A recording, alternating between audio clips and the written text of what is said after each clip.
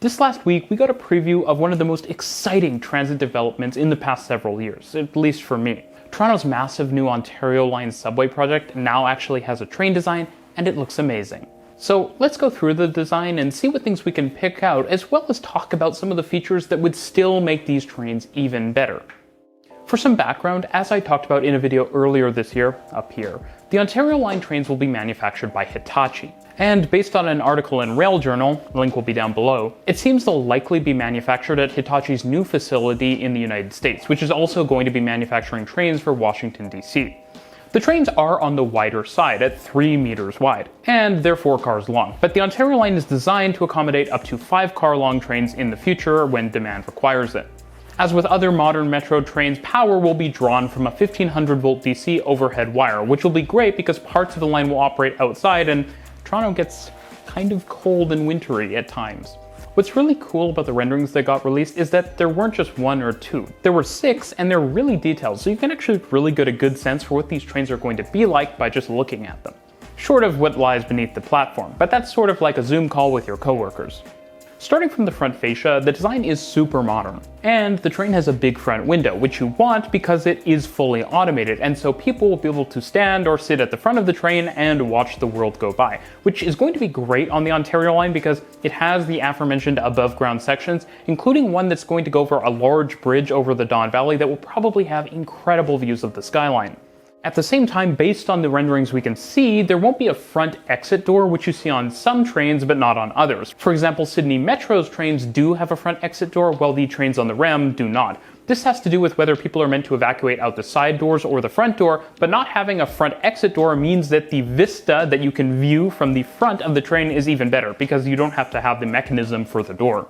At the same time, the headlight design is really bold and sort of wraps around the front of the train, which looks super cool and modern. And these bold lighting aspects sort of remind me of New York's new R211 subway trains or some of the newer trams on Paris's tramway network. Looking at the train from a different angle, you can also see that the front face of the train is angled quite sharply, which is a cool look that is sort of distinct from the existing subway trains we have in Toronto, which either have a flat front that looks like the most traditional subway car you could imagine, or sort of more of a curved front. But this is angular, and angular is cool. I have a lot of angular trains that I like the design of, for example the new S-Bahn trains in Berlin. What's also interesting about this design is that it's a really big departure from Hitachi's other automated metro train designs, which tend to be more understated and sort of rounded in appearance. But I like what Toronto's getting. Another thing that's notable about the train design is the white paint scheme with a blue stripe. While I really like the idea of putting some element of color on the trains to represent the line they're going to operate on, and the Ontario Line will be colored blue on maps, but I'm not so confident that this will actually be what the trains look like and that this won't just be something that the render artist cooked up. And the reason I say that is that all of the other trains on Metrolinx projects have this sort of standard gray look, which I don't necessarily love, but it's what the look is, and Metrolinx has stated that's kind of what they want to do as standard for rapid transit, and they also all have the Metrolinx logo on them, and this train does not, at least not visible to me. I'm guessing the final design will probably look more like this. Probably the most important element for the functionality of a metro train is the interior design, where people actually sit and pack in during rush hours. It's also where you're going to spend most of your time as a passenger, so whether it's rush hour or not, it's important for the passenger experience that the interior is nice. The Ontario Line trains actually have a very interesting design that combines long uniform benches with quad transverse seats, as well as dedicated bicycle parking spaces, as well as what I would imagine are flex spaces for mobility devices, strollers, and people who have accessibility needs.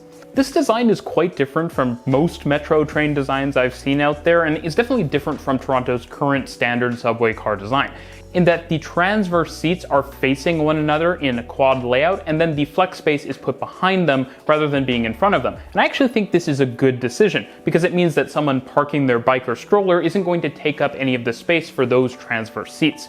On the other hand, since there's always a bench opposite of the transverse seats and the flex areas, as I'm going to call them, I think the aisle itself should be quite a bit wider than it would otherwise be. So it's not quite as wide as it would be if the train had a fully longitudinal seating layout, but it's better than Toronto's current subway design, which sort of creates a pinch point between the transverse seating pairs on either side of the train. This actually seems like a design that could have been really good for, say, the Elizabeth line, which also has a lot of longitudinal seating with some mixed in transverse and flex spaces. Possibly more importantly, the interior has tons of handholds. And like the seats that you've been seeing, they're actually colored, unlike in the current Toronto subway trains, which have mostly just a metal texture.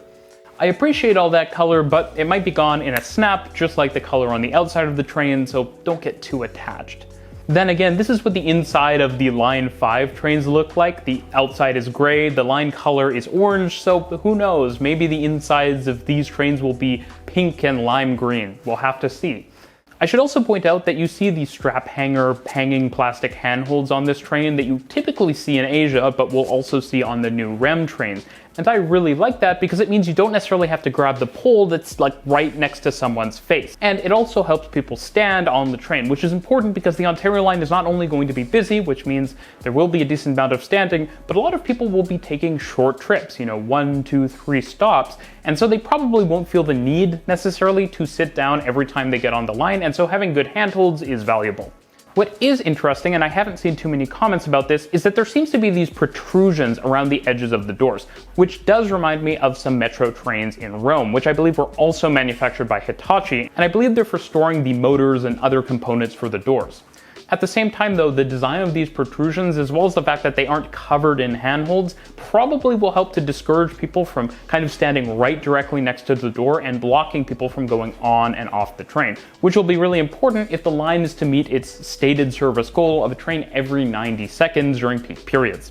The doors themselves appear to be plug doors, which is what Hitachi uses on most of their automated metro trains. And you can tell that both based on the renderings themselves, which appear to show plug doors, but also on the fact that there are windows with the doors overlapping them, which basically always happens with plug doors. This design is actually different from what you see on almost every other subway car in North America, and in Canada for that matter, but it is the same as what you'll see for the REM train. And given that Hitachi does use plug doors on most of its trains, at least its automated metro trains, I'm sure there's not going to be a ton of reliability issues. And to be fair, the trams used on Line 5, Line 6, and the Toronto streetcar network, as well as other systems within Canada, do use plug doors, so I'm sure it will be fine. Now, some features have been talked a lot, like standard charging within the trains and inbuilt Wi-Fi, and while I do think these are great features, I don't think I really need to discuss them since these really should be standard features in a new subway train that's going to be in service for 30 plus years. But yeah, that's good to see, and I think more mobile connectivity and the ability for people to use their phones on transit is just another way of making it more convenient. As mentioned before, I do think the bike storage on these trains is a good idea because people definitely do take their bikes on the subway in Toronto. I see it all the time. That being said, given the high amount of congestion that I personally expect to be on the Ontario line, I kind of feel like the bike parking spots will have to be a non-rush hour thing only, as they are on a lot of transit systems. That's also because getting the bikes into and out of the stations at rush hour is probably going to be difficult with limited elevator and escalator capacity. One feature that I am incredibly excited for is LCD wayfinding, which doesn't just exist in the middle of the cars facing forward and backwards, so kind of no matter where you're sitting you can see it, but also over the doors. And this is important because context here is important. If you're looking at the screens over the doors, you're probably planning on getting off the train fairly quickly, and so having screens there is useful. It's interesting to contrast this with all of the design requirements provided by the TTC for its new Toronto Rocket 2 or NST subway trains. For one, while the mock design for the new TTC subway trains is an improvement over what we have today, it isn't nearly as daring as for the Ontario line. The requirements for the rolling stock are also incredibly prescriptive, which is good in some ways but bad in others. It's really a bit of a double-edged sword. Now, if you don't currently follow me on Twitter or Instagram, down below, you should follow me, then you won't know that I've been in New York this last week. And why that's been pretty interesting is I've actually been able to see some of their newer trains or rehab trains. And so I've been thinking a bit about what features should be in a new subway train and what features might still be lacking from the new ones on the Ontario line. I'm going to list a few of these features, and this isn't an exclusive list, but these are some things that I would also like to see on the new Ontario line trains, as well as really any new subway train that we get in North America or anywhere in the world. One thing that was really cool in New York was seeing the giant new LCD ad displays that replaced the classic ads that you see sort of at the headline of the subway cars when you're sitting in them.